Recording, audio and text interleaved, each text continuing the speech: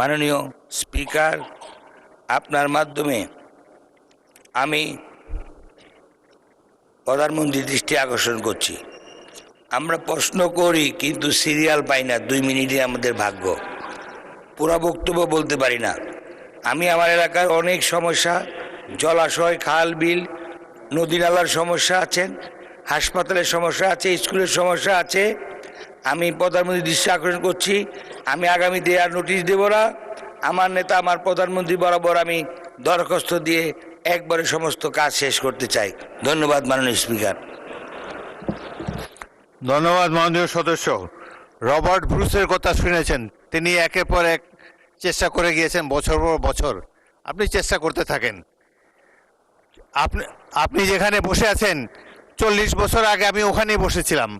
ওখান থেকে এখানে আসতে 40 বছর লেগেছে। চেষ্টা করেন।